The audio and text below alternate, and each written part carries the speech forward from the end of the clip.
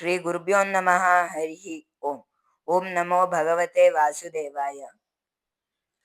श्रीमद् भागवत महापुराण के अंतर्गत आज मैं आप सभी को युधिष्ठिर आदि पांडवों का स्वर्गारोहण इस विषय के बारे में बोलूंगा। आप सारे लोग ध्यान देके सुनो।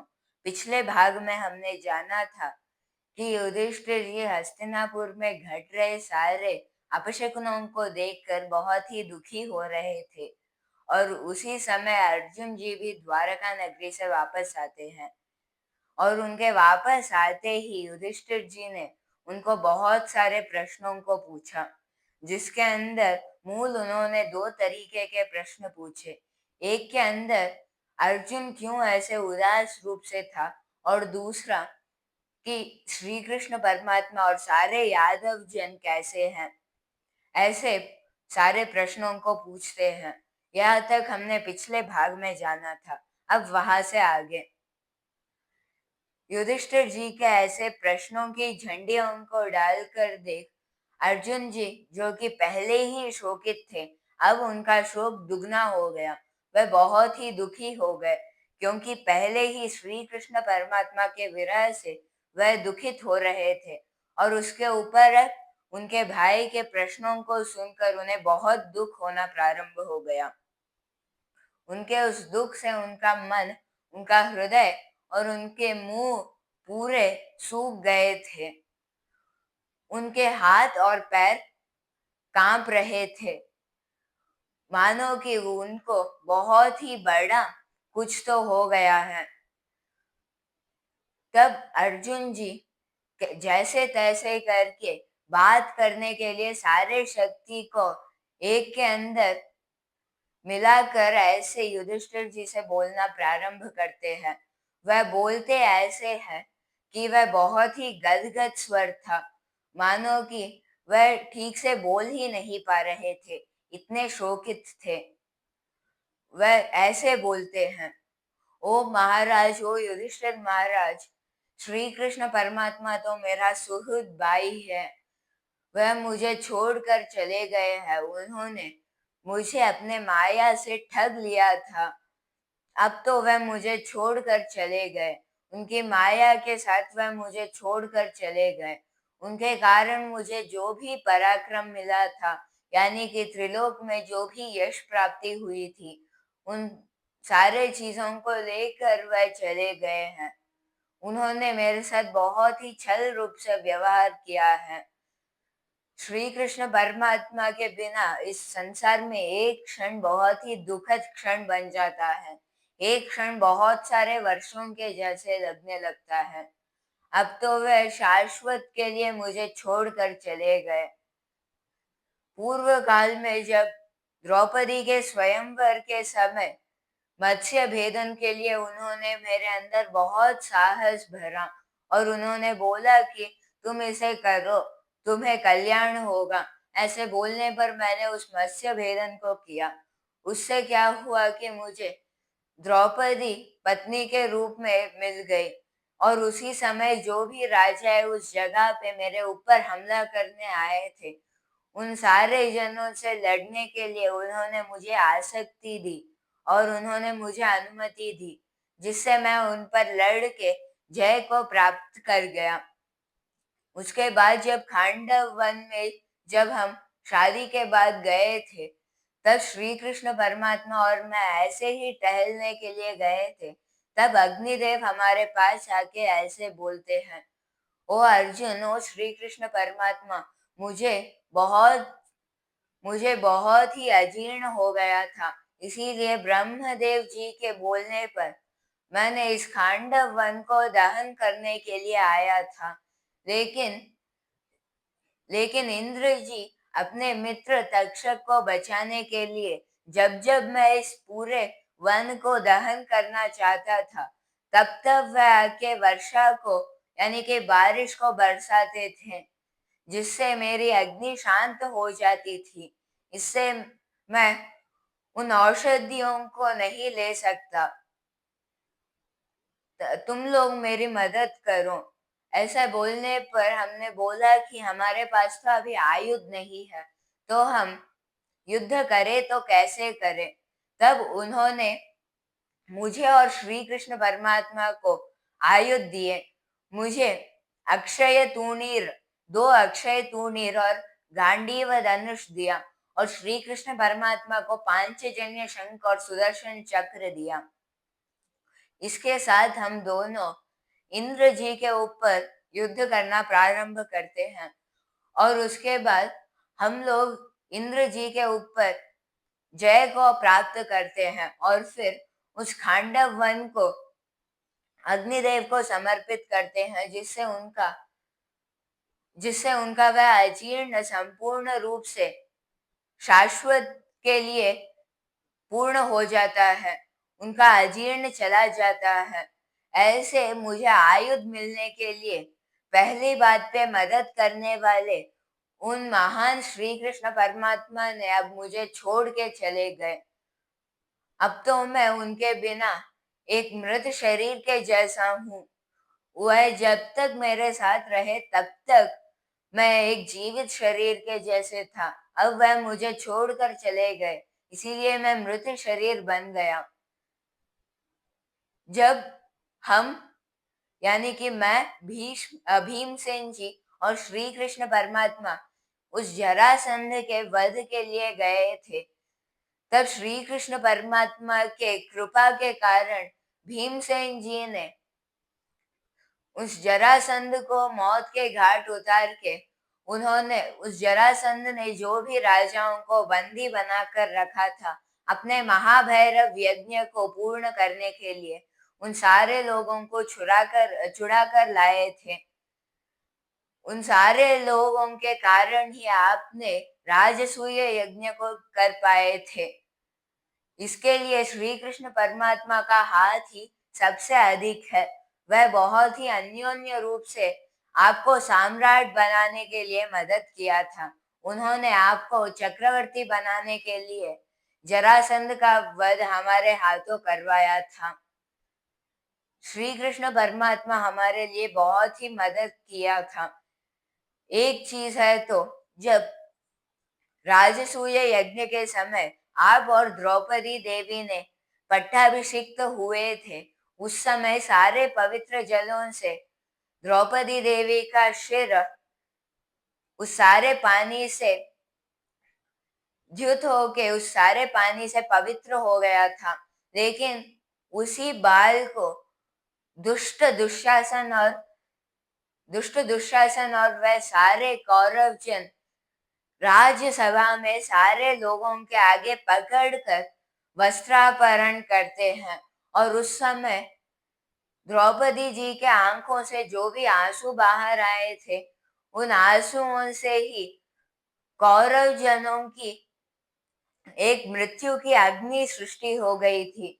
उससे सारे कौरव जन मर गए, और उनकी पत्नियों का बाल शाश्वत के लिए सूख गया।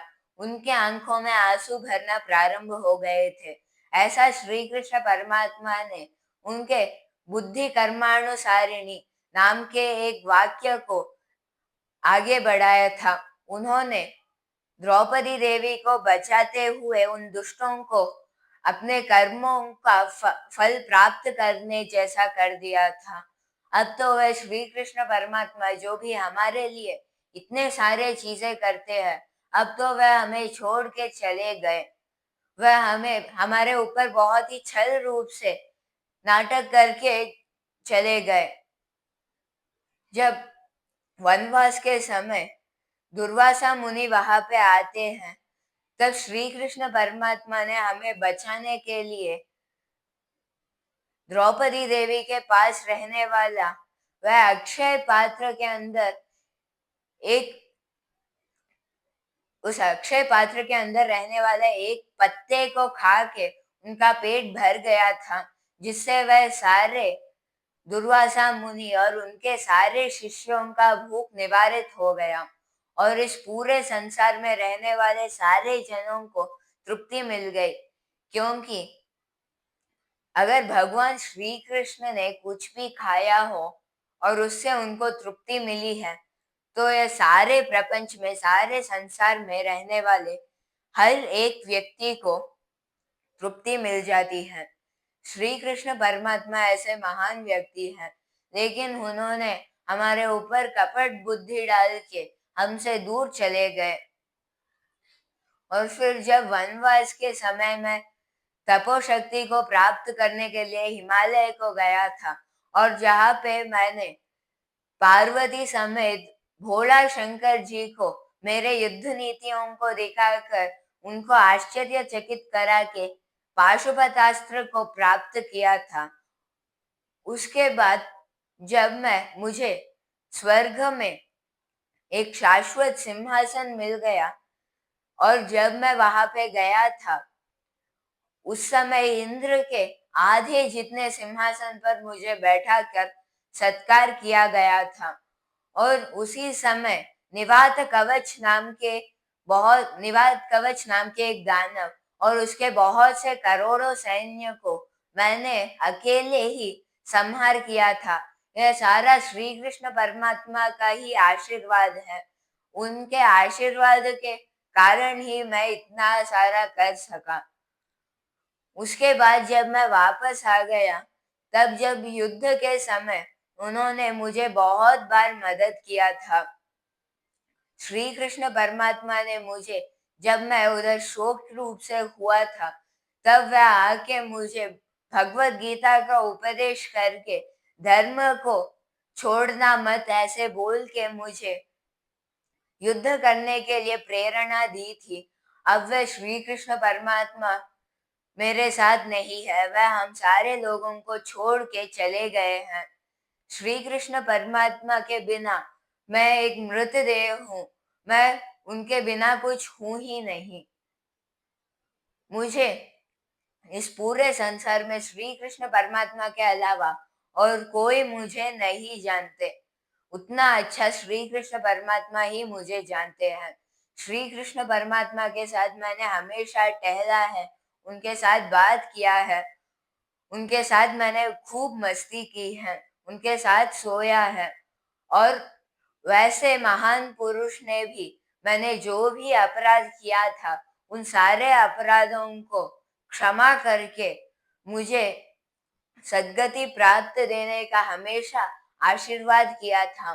मैंने जो भी पापों को किया था, उन सारे पापों को उन्होंने निराकार कर दिया उससे। और एक बात बोलूं तो जब युद्ध के समय मुझे दाएं या बाएं तरफ जाना था, तब मैं उनको पैर से मार कर बोलना पड़ता था। इससे तो मुझे भी बहुत दुख होता था, लेकिन वह तो, और मैं कुछ कर ही नहीं सकता था, क्योंकि युद्ध के समय मैं बात तो कर नहीं सकता था। इसीलिए अगर मैं दाएं पैर से उनको छूऊं तो उन्हें दाएं तरफ जाना होगा, और बाएं पैर से छूऊं तो बाएं तरफ जाना होगा, ऐसे मैंने उनसे बोला था। इससे श्री कृष्ण परमात्मा को मैंने मेरे पैरों से छुआ है, उन साक्षात परमात्मा को, जो कि इस पूरे ब्रह्मांड में हर एक अणु में फैले हैं, जो कि सहस्त्र शीर्ष के पुरुष है, जो कि सारे जगह पर रहते हैं, सारे चीजों के अंदर रहते हैं। उन अव्यक्त परब्रह्म को मैंने अपने पैरों से छुआ है। मैंने कितना बड़ा अपराध किया है, लेकिन उस बड़े अपराध को भी उन्होंने क्षमा करके उसे निराकार कर दिया है। वह इतने करुण रूप वाले महानुभाव है, जबकि अपने भक्तों के शपथों को रखने के लिए वह खुद के शपथों को तोड़ देते हैं। जैसे कि भीष्म पितामह के शपथ को आगे रखने के लिए उन्होंने अपना खुद का शपथ तोड़ लिया, जो कि अपने भक्तों के हित के लिए ही काम करते हैं। वही वह श्री कृष्ण परमात्मा है। उनको मैंने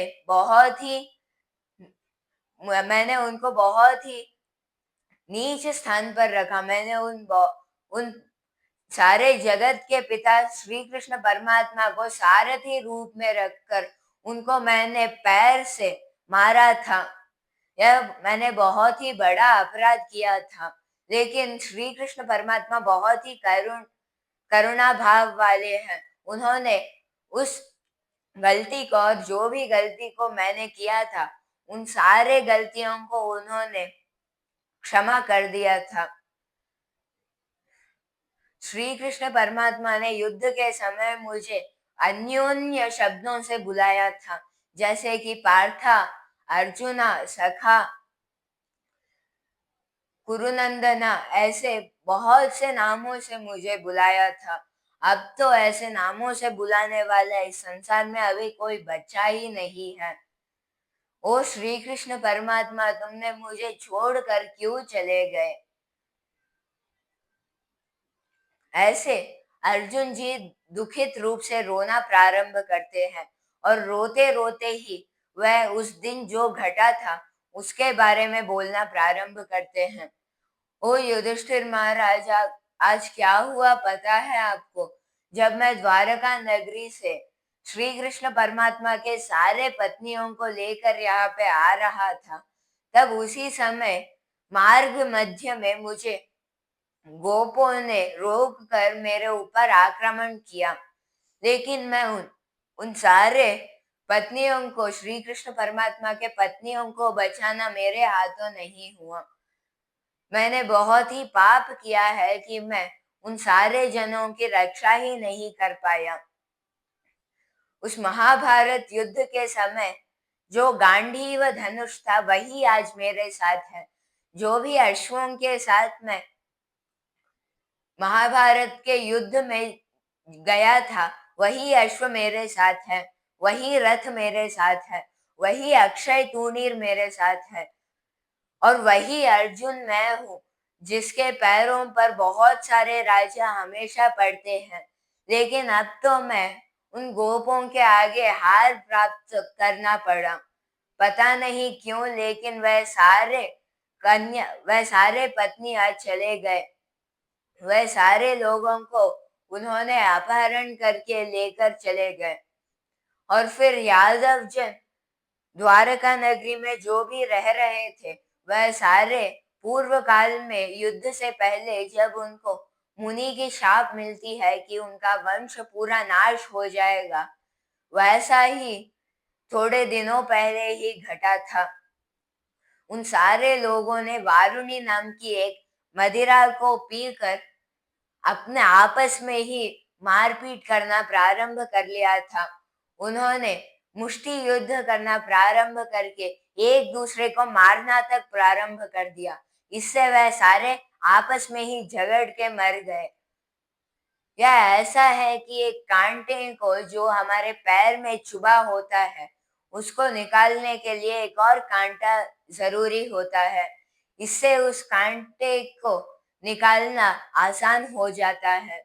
वैसे ही श्री कृष्ण परमात्मा ने, यानी कि उन अव्यक्त परब्रह्म स्वरूप वाले परमात्मा ने इस पूरे संसार का भार उतारने के लिए वह अपने निज स्वरूप को वहीं पर छोड़ के एक और स्वरूप को धारण करके मत्स्य कूर्म वराह आदि अवतारों को स्वीकार करके यहाँ पे भूमंडल में आके यहाँ का भार समाप्त करते हैं। यह ऐसा है जैसे एक नट अपने अपने रूप को छोड़ के एक नाटक के लिए दूसरा वेश धारण करके उस नाटक का पूर्ण होने के बाद फिर अपने वेश को धारण करते हैं, वैसा ही है। श्री कृष्ण परमात्मा ने भी ऐसा ही किया था। और कांटों की बात पर आए तो श्री कृष्ण परमात्मा ने अपने पुत्र यानी कि यादव, जो कि उनके समान पराक्रमी थे, उनको मारने के लिए ही यह सारी चीजों को किया था। क्योंकि अगर उन्हें नहीं मारा जाता तो कलयुग आज तक नहीं आ सकता था। क्योंकि श्री कृष्ण परमात्मा ही उन सारे यादवों के अंदर निवास करते हैं। इसीलिए उन यादवों को एक कांटे के रूप में रखकर पहले ही चुभा हुआ कौरवों नाम का कांटा को निकाल के दोनों को एक ही समान देखकर फेंक दिया, और अपने देह को, जो कि एक यदुवंश का देह था, एक ही समान देखकर उसे भी फेंक दिया। ऐसे श्री कृष्ण परमात्मा ने इस पूरे यदुवंश का नाश करके अपने स्वधाम को पधारते हैं। ऐसे बोलते हुए अर्जुन जी बहुत ही दुखित होते हुए रोना प्रारंभ कर देते हैं। उनके वैसे रोते रोते ही श्री कृष्ण परमात्मा के बारे में वह बहुत ही चिंतन करना प्रारंभ करते हैं।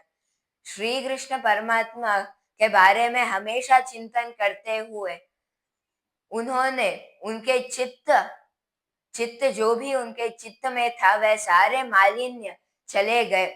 उनका चित्त पूरा शुद्ध हो गया। इससे उन्हें ब्रह्म ज्ञान की प्राप्ति हो गई।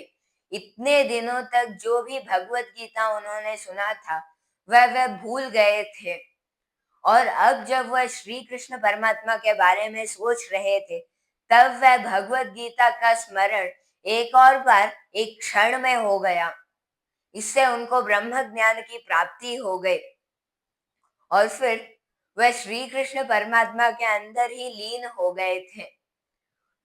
और युधिष्ठिर जी जो भी अभी अभी अर्जुन जी के मुंह से ऐसे सुनते हैं कि श्री कृष्ण परमात्मा अपने धाम को पधारते हैं, ऐसे सुनने पर उन्होंने एक निश्चय किया कि अब तो समय आ चुका है कि हम स्वर्गारोहण करें, क्योंकि अब श्री कृष्ण परमात्मा ने भी अपने देह का परित्याग कर दिया है, यानी कि अब यह कलियुग है।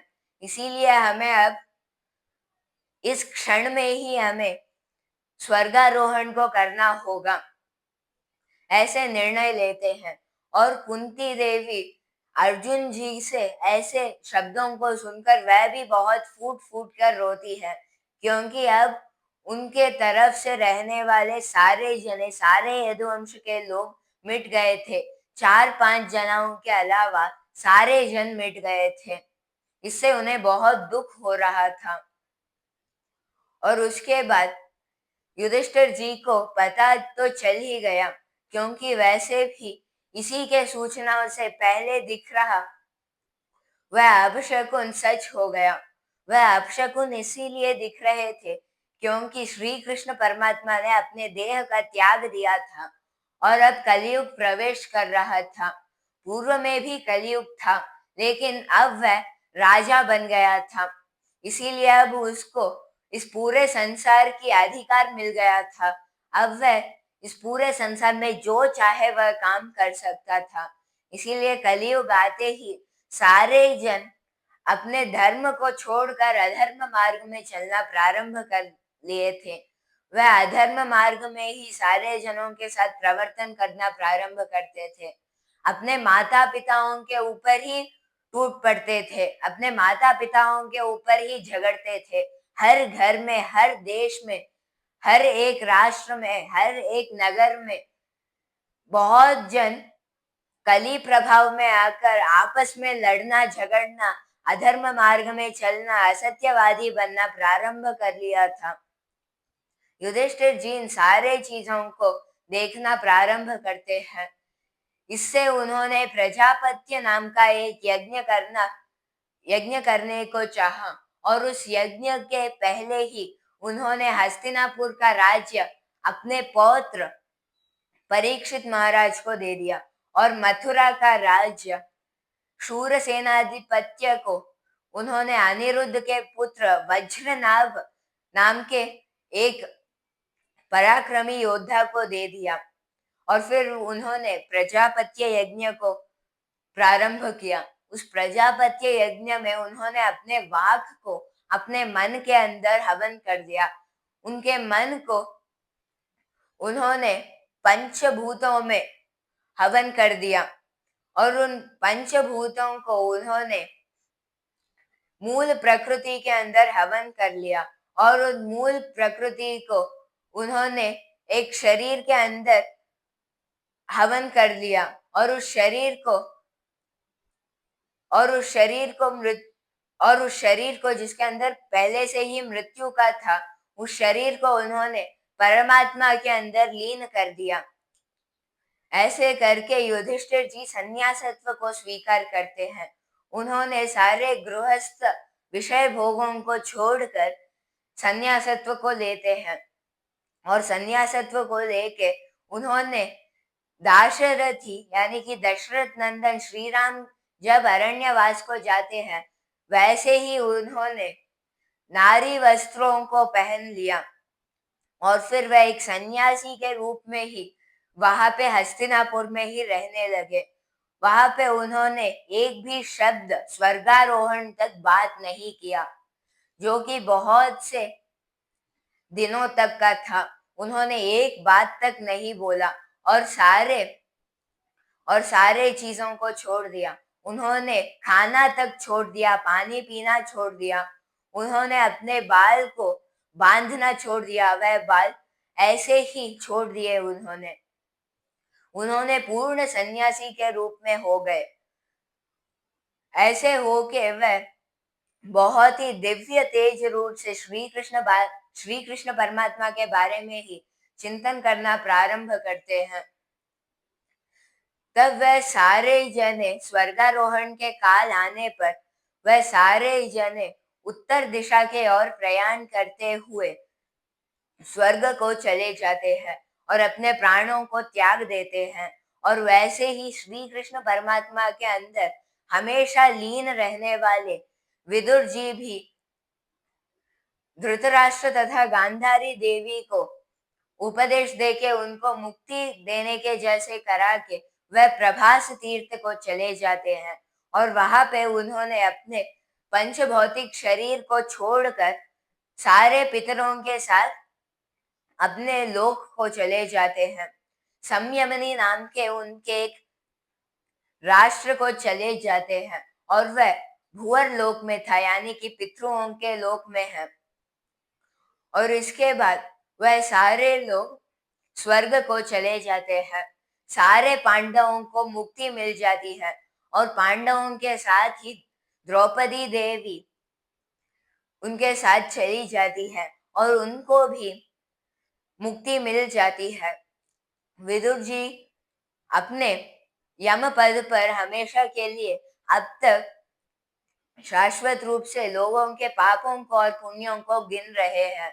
और इस पूरे स्वर्गारोहण कथा को जो भी सुनता है, जो भी मनन करता है, जो भी हर रोज पढ़ता है, उनको हमेशा के लिए भगवत भक्ति सूचित हो जाती है। उनके अंदर मुक्ति का एक भाव आ जाता है, मोक्ष हर हाल में मिल जाता है। अब अगले भाग में मैं परीक्षित महाराज के कलयुग के दमन के बारे में और परीक्षित महाराज के दिग्विजय यात्रा के बारे में बोलूंगा। धन्यवाद। ओम नमो भगवते वासुदेवाय।